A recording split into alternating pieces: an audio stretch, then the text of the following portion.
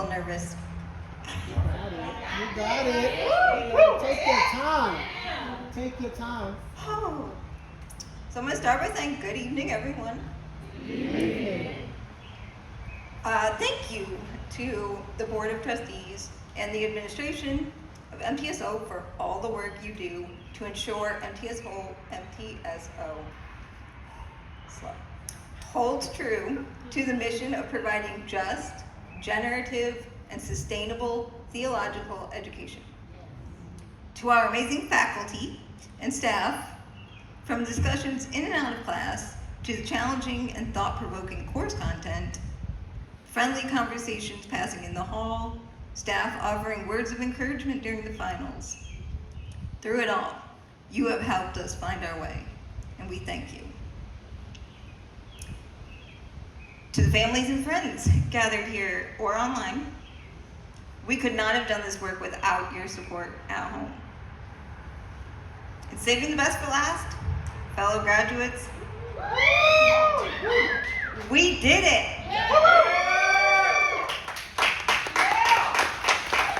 Yes! It has been a journey, and I'd like to acknowledge that we are one of the last graduating classes to have members who experienced MTSO pre-pandemic. Or the before times.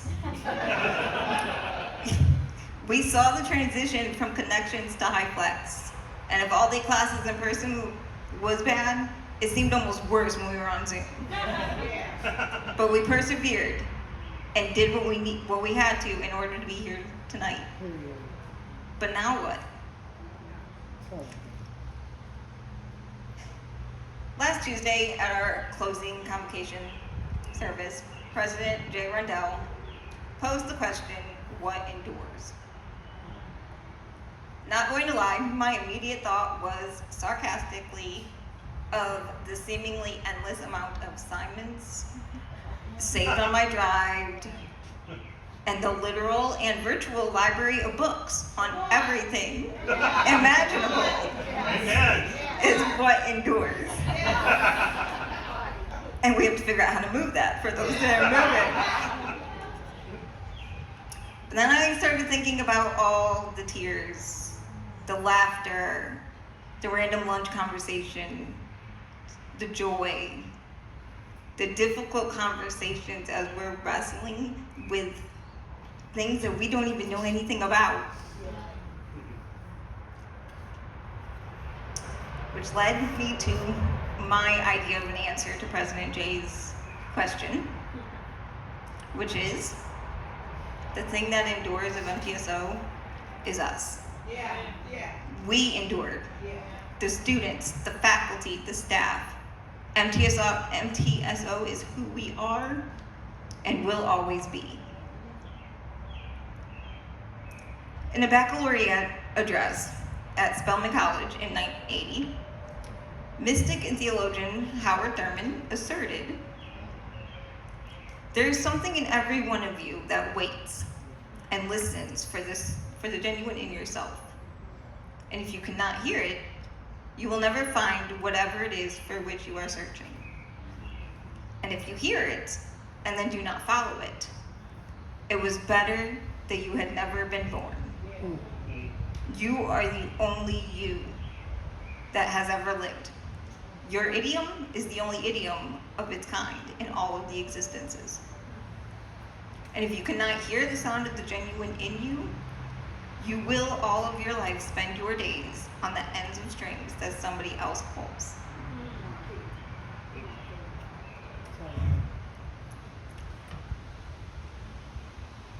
MTSO encourages us to embrace the sound of the genuine within us.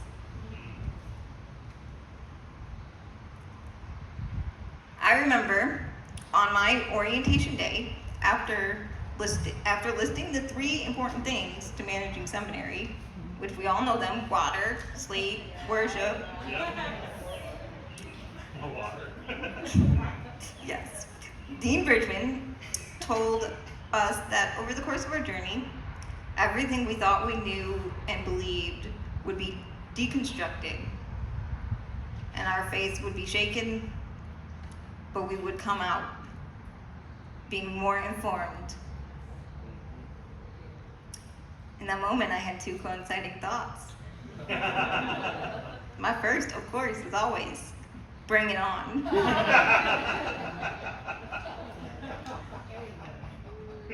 The other one was, I wonder what I'm going to be like on the other side. Little did I know that through the journey, I was about to hear the sound of my own genuine. Talk.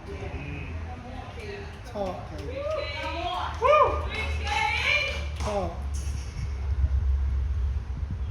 This sound starts as a whisper. It's that whisper that nudged us to MTSO in the first place. But then you get here, and you meet the people, and then you're wondering, why are you even here in the first place? Like, other people know way more than I do. I don't belong here, like, all this. Not to mention, you get theories and readings, and life is still going on outside. All of that noise causes so much traffic. The sound gets muffled. It gets lost. But if we reflect, I know for me, there are moments when I heard my genuine, and I hope for sure that my fellow graduates did too. When I moved here, I did not expect to, I'll start by saying, I told God I was not going to study disability theology. And anybody who has read any of my papers, I studied disability theology. Because, that's what happens. But one of the first moments that I heard my genuine self, the sound of my own genuine within me, was after me and Hank had a conversation. This is what solidified our title that Hank said, I will not repeat.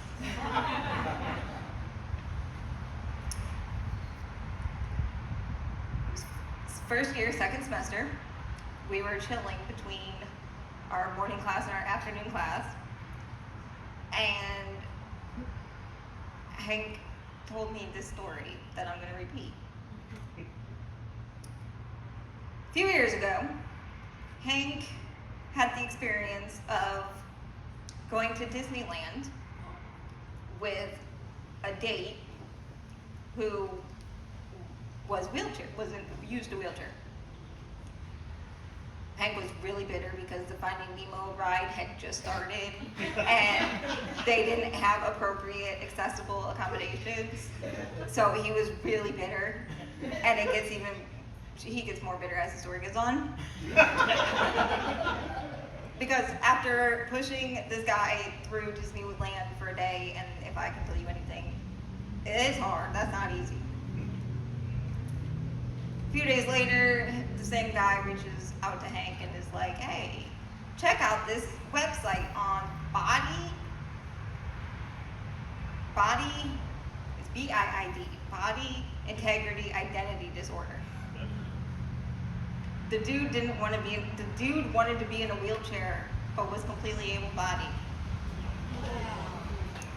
Yes, Hank meets some weird people. Case in point. And we had this whole conversation about okay, but wait a minute. We respect people who don't believe they were born in the right body for gender. Why does it matter that it's disability?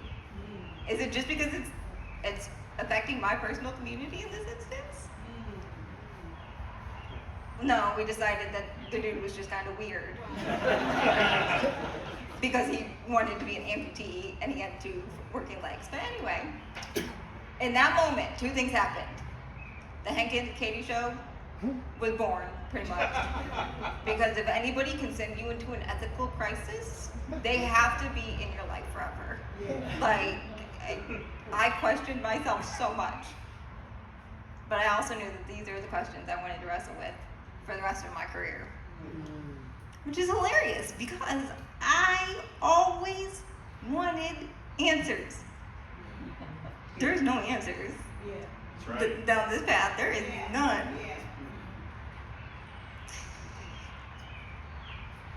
Furthermore, the sound of the genuine came through loud and clear outside of the classroom just as much as inside.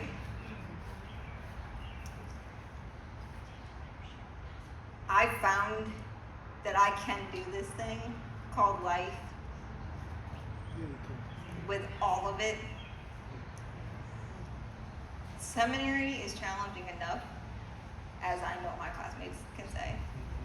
But when you're doing it with a disability on top of that, figuring out how to manage life, caregiving, making sure you're good, it's a journey. But it's in that journey that I found that I can do it, and I'm going to keep going. Period. It's also in those moments where I learned that I am a rolling contradiction.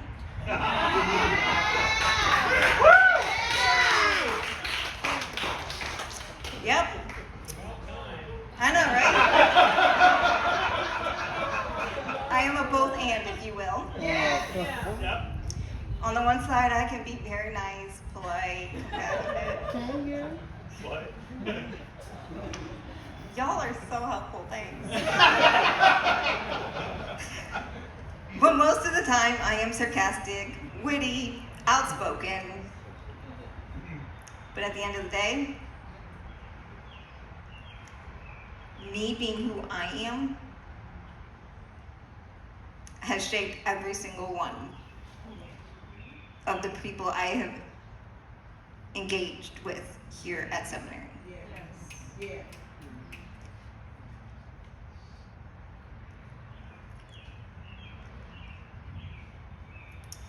My apartment on campus.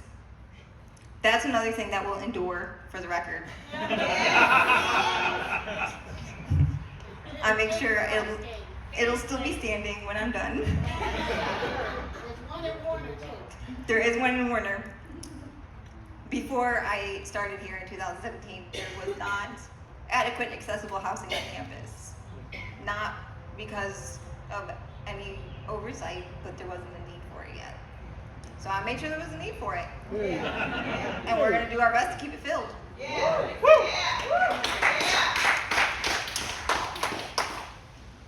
But for the time that it was mine, that was the safe space.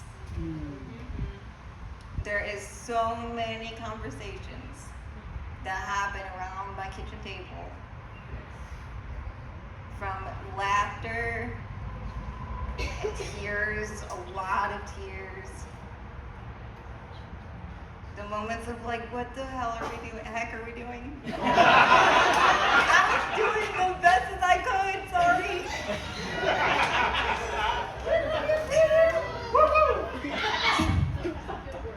Some professors were taking like wagers on how many cuss words I would say, so I was trying to only do one. I got 7. I mean, I was trying to do none. This is MTSO. At its heart, this is what we do on a daily basis, pretty much.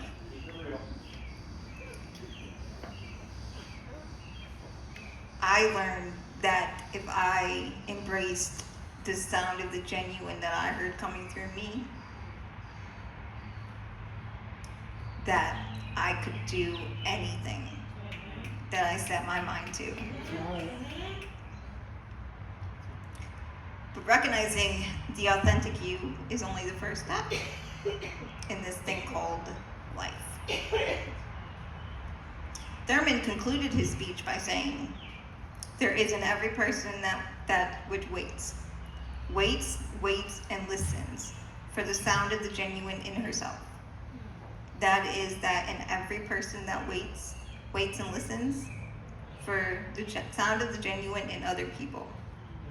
And when these two sounds come together, this is the magic, or this is the music God heard when God said, let us make man in our image, humans in our image. Each and every single one of us has a genuine sound within us. A sound that's unique to them. I mean, we have God's mouthpiece in our presence. We have an amazing pastor who is taking the West Virginia church by storm by preaching LGBTQIA plus inclusion from the pulpit. We have our social justice warriors out here doing the work. We can't do this alone. That's right.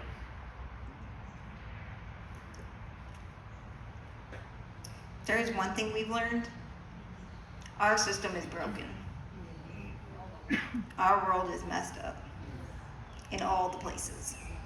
Every single world. But we can't do it all on our own. We need to join our genuine voices and put them together.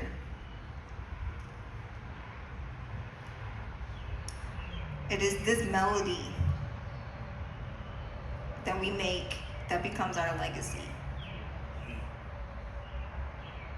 It is this legacy that is what endures. MTSO will continue to endure, and due to the fact that it's a school, it transitions constantly. But each and every year, a new class, a new group of people come in to find their genuine sound. And when the people who are here can help the transition, because once the vibe is made, once the energy is created, we're not going to destroy it.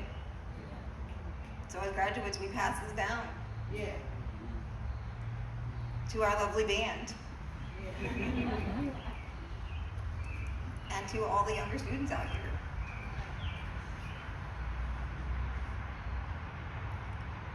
I hope you find the sound of your genuine.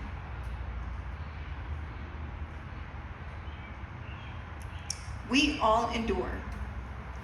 With everything we have accomplished, we, our genuine selves, endure. So I say to you, in the words of Howard Thurman, go thy way, all things say. Thou hast thy way to go. Thou hast thy day to live. Thou hast thy need of thee to make in the hearts of others. Do thy thing, and be thou sure of this. No other can do for thee that appointed thee of God. Not any light shall fall upon thy road for other eyes. Thee the angel calls as he calls others. And they life to thee is precious as the greatest life can be to him. So live thy life and go thy way, so that God will not have to forgive God's self for letting you be born. Amen. Amen.